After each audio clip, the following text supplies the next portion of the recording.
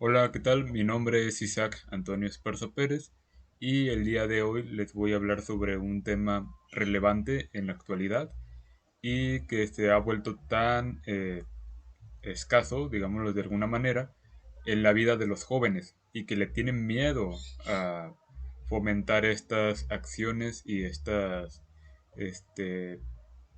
estas tradiciones que se venían siguiendo tiempo atrás. Vamos a hablar sobre el tema del matrimonio, donde nos basamos en el Código Civil del Estado de Jalisco. Y bueno, para comenzar, vamos a explorar las partes del matrimonio a través de una serie de preguntas y de ahí vamos explicando cada aspecto relevante. Para empezar, ¿cómo define el Código Civil del Estado de Jalisco al matrimonio? Bueno, pues según el artículo 258 del Código Civil del Estado de Jalisco, establece que el matrimonio es una institución de carácter público e interés social mediante la cual un hombre y una mujer deciden compartir un estado de vida para alcanzar su realización personal y fundar una familia. Pues lo que comúnmente conocemos como una unión de una pareja para vivir juntos y tener hijos y prosperar en una familia. La segunda pregunta nos dice cuáles son los fines esenciales del matrimonio según el artículo 259. Y la respuesta nos dice que el matrimonio busca la libre elección de pareja, la fundación de la familia, la estabilidad social, la igualdad entre los cónyuges y la complementariedad efectiva y biológico entre ellos. Es decir, pues que en el matrimonio deben existir estos elementos fundamentales, em, primordiales que se vienen siguiendo por naturaleza. En primera instancia, pues la elección de la pareja, la persona que elegimos para estar unidas entre ellas toda la vida. La fundación de la familia, que es el factor, digamos, común por lo cual se unen en matrimonio.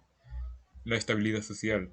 Es importante mantener estabilidad social para mantener una familia, a nuestros hijos o simplemente para mantenernos a nosotros mismos. La igualdad entre los cónyuges.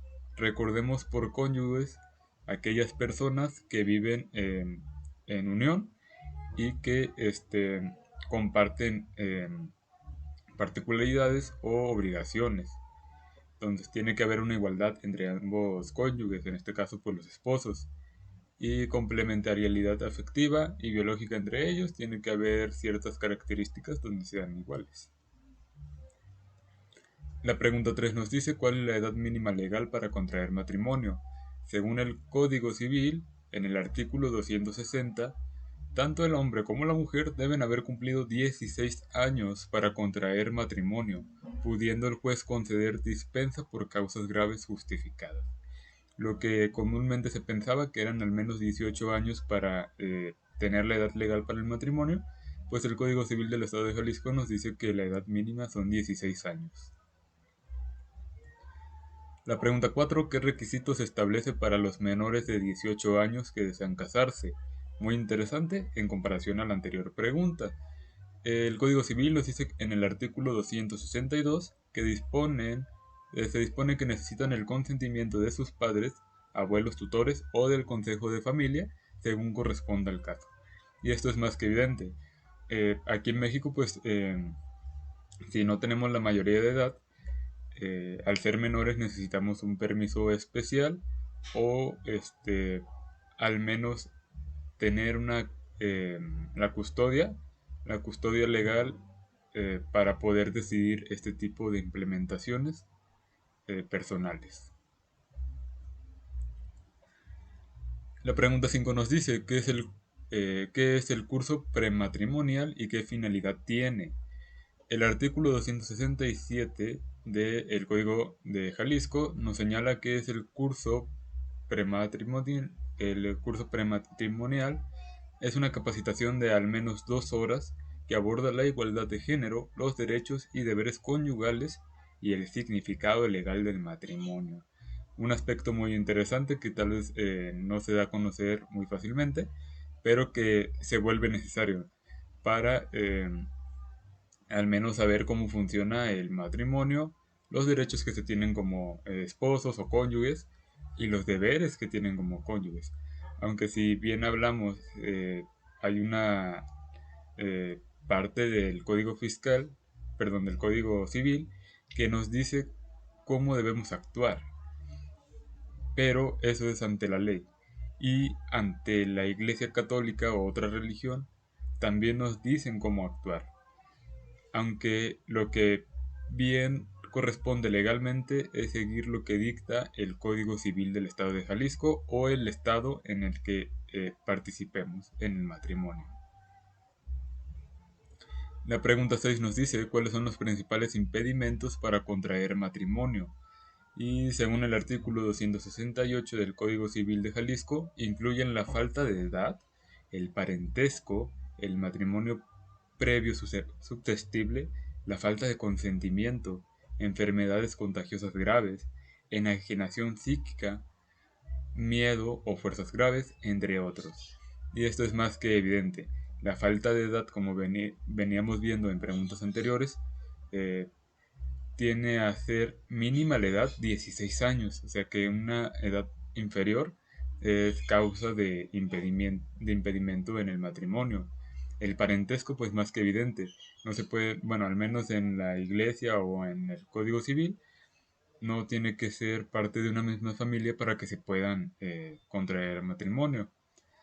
Y también no se puede contraer matrimonio si existe un matrimonio previo. Es decir, si los que quieren contraer matrimonio quieren casarse por la vía legal, necesitan estar solteros o ser viudos o ser divorciados. Enfermedades contagiosas graves. Es más que evidente, si hay enfermedades contagiosas graves, pues ponen en riesgo la salud de otros que quieran contraer matrimonio y pues imposibilita el matrimonio, al menos en la ley. Y bueno, otras actividades o cosas físicas que alteran impedimentos del matrimonio. La pregunta 7. ¿Qué impedimentos pueden ser dispensados legalmente? Nos referimos a qué se puede destituir o qué podemos evitar legalmente para que se pueda lograr el matrimonio. Y según el código, solo son dispensables la falta de edad y el parentesco de consanguinidad en línea y colateral dentro del tercer y cuarto grados, conforme el mismo artículo 268 de la anterior pregunta. Y bueno, aquí la falta de edad tal vez se puede dispensar con un permiso especial. Digamos que la pareja son jóvenes y actuaron con irresponsabilidad y se quieren casar porque van a tener un hijo y se concede un permiso especial. Y otro puede ser el parentesco, que puede suceder en ciertos casos cuando se dictan eh, consentimientos por primos agregados, digámoslo así. Es decir, si nosotros nos queremos casar con una persona que no sabíamos que era nuestro primo, pero resulta ser nuestro primo agregado, se puede hacer un caso para que se dispense legalmente y que ocurra el matrimonio. La pregunta 8 nos dice, ¿qué obligaciones surgen entre los cónyuges tras el matrimonio? Recordemos por cónyuges que son esas personas que adquieren la responsabilidad de ambos, ¿sí? Entonces, el código nos dicta en el artículo 273 que se establece que los cónyuges deben contribuir a los fines del matrimonio y al sostenimiento del hogar, la educación y la alimentación de los hijos. Y esto es más que evidente. Esto puede ser en partes iguales o o que haya un acuerdo entre ambos cónyuges, entre esposo y esposa, para que suceda un equilibrio en las responsabilidades del matrimonio. La pregunta 9. ¿Qué regula el domicilio conyugal? El artículo 274 nos dice que dispone que ambos cónyuges deben residir en el domicilio conyugal acordado, disfrutando de autoridad y consideraciones iguales. Lo mismo que veníamos considerando en la pregunta anterior, pero ahora nos dice que el domicilio donde vayan a residir tiene que ser mutuo, para que consientan sus responsabilidades civiles y también atiendan de manera eficaz a sus hijos. La pregunta 10. ¿Cómo se determina la contribución económica en el hogar, entre los cónyuges o el matrimonio? El artículo 275 del Código Civil nos indica que ambos cónyuges deben contribuir al sostenimiento del hogar conforme a sus posibilidades, sin que ello afecte la igualdad de derechos y deberes matrimoniales. Lo que explicábamos en dos preguntas anteriores, ¿sí? Tiene que haber un control equitativo o incluso buscar un acuerdo entre ambos cónyuges para que la contribución pueda ser sostenible en el hogar y que se pueda seguir manteniendo firme la unión. La pregunta 11. ¿Qué capacidad patrimonial tienen los cónyuges mayores de edad?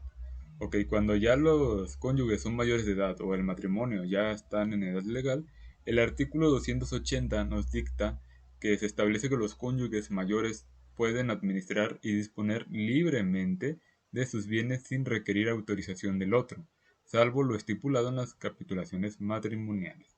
Es decir, cada persona es independiente de realizar sus actividades económicas libremente, como lo han venido haciendo en su soltería o incluso cuando eran menores de edad, pero tu- sus actividades no eran legalmente reconocidas. Ahora, sí lo pueden hacer sin el consentimiento del otro cónyuge, a menos de las que ya están declaradas en el Código Civil, que esas ya las habíamos venido explicando anteriormente, como el propiciar alimentación para los hijos, la educación para los hijos o contribuciones para el hogar. La pregunta 12. ¿Qué regímenes patrimoniales contempla el Código Civil? Pues el artículo 282 nos señala tres: la sociedad legal, sociedad conyugal o voluntaria y la separación de bienes. Vamos a revisar cada uno con detalle. La pregunta 13. ¿Qué son las capitulaciones matrimoniales? Según el artículo 283 del Código Civil, son los pactos que regulan a la sociedad conyugal o la separación de bienes y su administración dentro del matrimonio. Ok, podemos definirlo también como los acuerdos que regulan los cónyuges o el matrimonio de acuerdo a la separación de los bienes adquiridos durante el matrimonio y la manera en que se administran. Por ejemplo, digamos que uno de los cónyuges adquiere una vivienda y otro de los cónyuges adquiera un automóvil. Entonces, dentro del matrimonio se tiene que estipular la separación de ambos por parte de cada uno. Esto se puede hacer legalmente o se puede autodeterminar que ambos bienes sean propiedad de ambos cónyuges.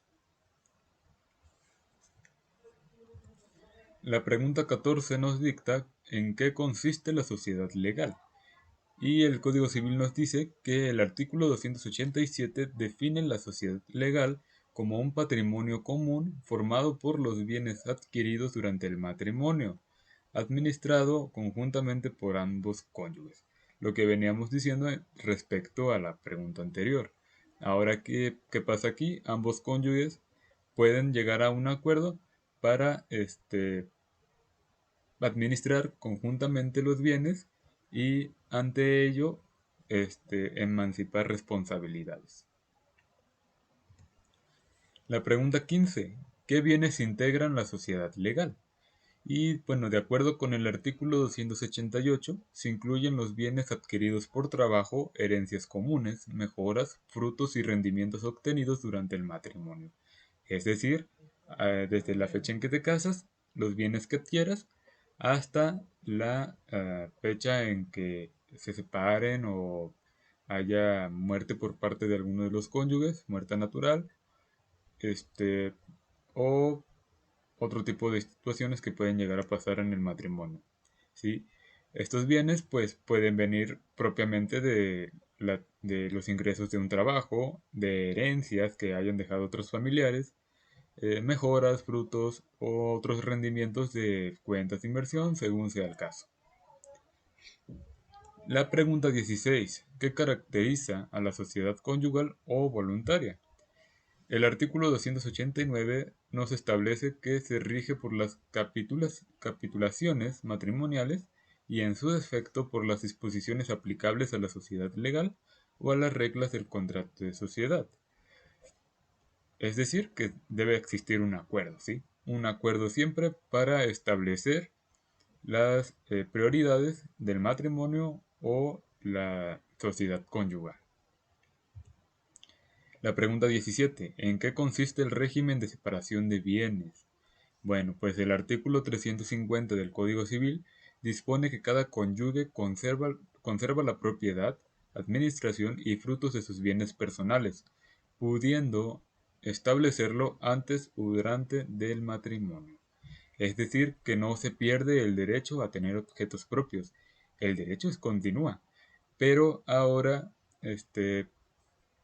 el cónyuge no está obligado, pero sí tiene la capacidad de dictar si el bien adquirido puede utilizarlo también para compartirlo con su cónyuge o con su esposa o parte del matrimonio. La pregunta 18. ¿Qué son las donaciones abtenupciales?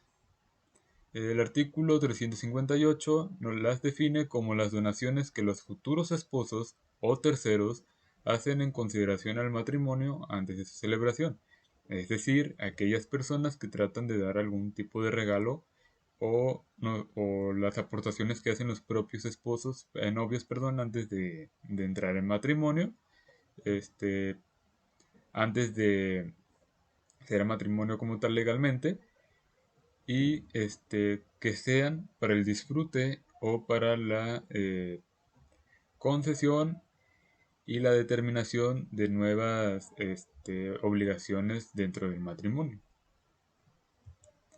La pregunta 19, que tiene que ver con la anterior, nos dice qué límite existe para las donaciones abtenupciales.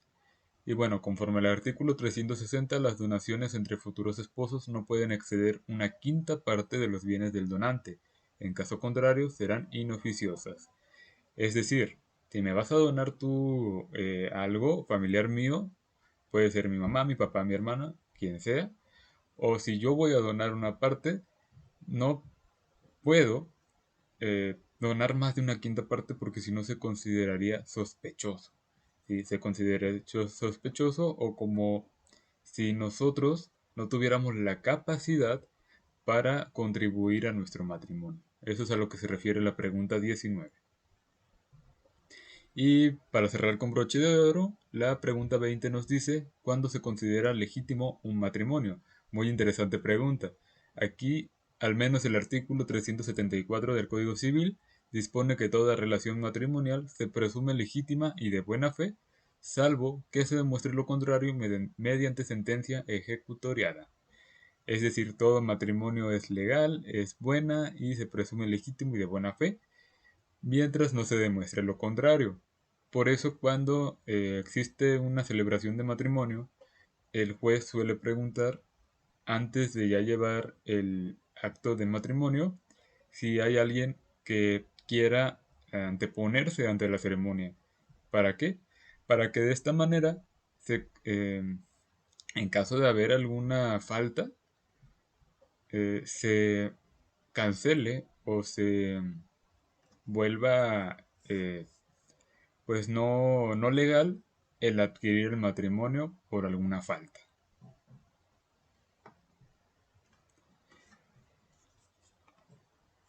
Y bueno, pues muchas gracias. Esa sería toda la presentación relevante del matrimonio. Recordamos que el matrimonio es la unión de de dos personas que quieren formar una familia y que es por libre consentimiento. Las preguntas aquí fueron destacadas y basadas en el Código Civil del Estado de Jalisco, entre las páginas 29 y 47 del capítulo tercero, si no recuerdo mal. Muchas gracias por ver este video. Hasta luego.